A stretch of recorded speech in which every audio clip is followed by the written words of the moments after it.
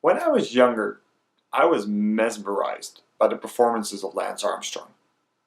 I would be glued to the television, watching the ultra-organized US Postal team slowly chip away at the competition before Lance would strike at the final climb of the day.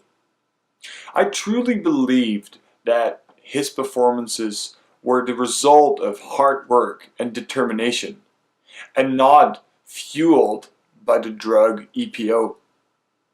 As all his competitors around him slowly fell victim to drug charges and scandals, I remained confident that Lance did it all legitimately.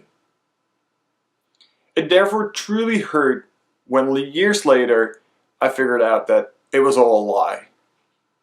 In a dramatic interview with Oprah Winfrey, straight at the beginning, Lance admitted to have used basically all performance enhancing drugs that are available.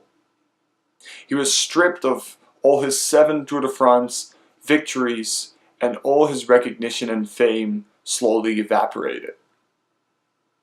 This is common when athletes get caught using performance enhancing drugs. They're often immediately seen as being wrong and being against the noble efforts of sport. Yet, every major competition in every sport has countless stories of athletes using performance enhancing drugs. So, I want to have a look at why do athletes use performance enhancing drugs? What are factors that influence whether they will or will not use performance enhancing drugs? And lastly, I want to explain why, in my opinion, from a psychological viewpoint, it's not even that weird that some athletes use these kinds of drugs. There are many reasons why an athlete would use performance enhancing drugs. But the biggest reported reason is the expected outcome of using the drug. Now, athletes are notoriously competitive and want to win no matter what. One study said that 50% of athletes would take a drug that would guarantee them to win every single competition for the next 5 years, but the side effects would kill them after those 5 years. If athletes believe that taking a drug will make the difference between winning and losing, they are more likely to take it. Another factor that tempts athletes to take performance enhancing drugs is that they believe it allows them to make more money and have better contract positions. In the world of elite athletics, the differences are tiny, but the difference in pay between the top and the bottom are very big. For instance, losing versus winning your first match at the Wimbledon tennis tournament doubles your prize money. But winning the entire tournament versus losing in the first round increases your pay by 58 times. This is referred to as a winner-takes-all economy. The biggest amount of money is made by only a small amount of the very best athletes. Now, these two reasons of winning and making more money sound pretty selfish. But I want to ask you this question. Would you play fair if you knew it would cost you your job? Or would you cheat in order to keep your job? Besides these two main reasons why athletes would choose to use performance-enhancing drugs, there are some other factors that we need to take into account to truly understand what pushes an athlete to do this. One of these factors is that the step between using legal and illegal methods are often very small. A lot of athletes are already doing everything they can to help their performance, such as taking supplements, or I even know athletes that sleep in hyperbaric chambers, which are chambers with lower amount of oxygen in order to get a higher red blood cell count. Whenever I talk about this, it reminds me of a story a competitive 50-meter swimmer once told me. He said, "Everyone in our club has asthma. Not because they all genuinely do, but because being allowed to use the inhaler before a race is the difference between doing the entire race without having to take a breath and having to breathe once during a race, and that slows you down."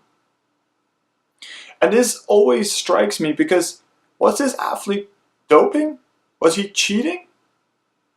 The lines are not black and white. It's often a gray area, and that makes it very difficult for athletes to know and understand where they are within that gray zone. On top of that, there's a lot of external pressure that makes it more likely for an athlete to use performance-enhancing drugs.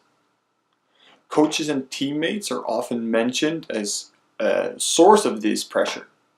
For instance, in the case of Lance Armstrong, many of his former teammates claimed that he strongly insisted that everyone on his team used performance-enhancing drugs, and that they felt that they didn't really have a choice to not use it. Another source of pressure can be the environment. Participants in one study said that they would love to compete drug-free, but that they feel that it's not possible because everyone else is using performance-enhancing drugs. I think it's clear that there are many factors that are pushing and pulling on athletes to use or not use performance-enhancing drugs. And in my opinion, knowing what is at stake for some of these athletes, I don't even think it's that weird that some of them decide to use performance-enhancing drugs. This brings me to maybe the most interesting thing about performance-enhancing drugs. It's only cheating if you get caught. Now, this is a common sentiment in sport regarding anything that isn't allowed, from fouls to doping. And it always reminds me of a story of a daycare. This daycare had a problem with parents picking up their children late. And in order to battle this problem, they put a $10 fine on picking up your child late. What happened after that is that the amount of parents that picked up their children late skyrocketed. By putting in place the penalty, it suddenly became a cost-benefit analysis. And in the case of the parents, the benefits greatly outweighed the costs. Now, in sport, something similar happens regarding doping. Yes, in most sports there is a fine of about a 2-year ban if you get caught doping. And that might seem bad, but that doesn't take into account how likely it is that you're going to get caught. On the other hand, the benefits are quite high. You get the money, you get the wins, and you get the fame. And even the fame seems to be resilient towards getting caught. Most cycling fans remember Floyd Landis, but not Oscar Pereiro. Pereiro is the winner of the 2006 Tour de France after Landis got disqualified. But I only remember Landis winning a stage by 6 minutes when it really counted.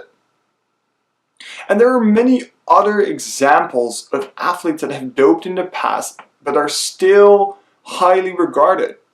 Athletes such as Maria Sharapova, Evander Holyfield, Tyson Gay, Justin Gatlin, Maradona, and the list goes on and on.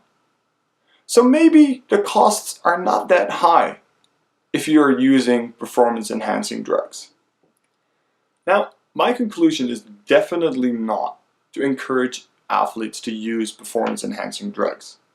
There are serious health risks linked to using these drugs, and many athletes have already died using these kind of substances to enhance their performance. What I'm trying to say is that right now it seems that the cost-benefit analysis doesn't add up. In the case of the daycare, would parents still pick up their children late if the fine was $200 instead of $10? I think that as a sports society, it is important that we talk about this and we discuss how we're treating doping in sports. In my opinion, we can either leave it the way we are, or we can change it, but we have to accept and understand what we're doing. What do you think about doping in sport? Should we make punishments harsher, or should we accept it the way it is right now? Let me know in the comments down below.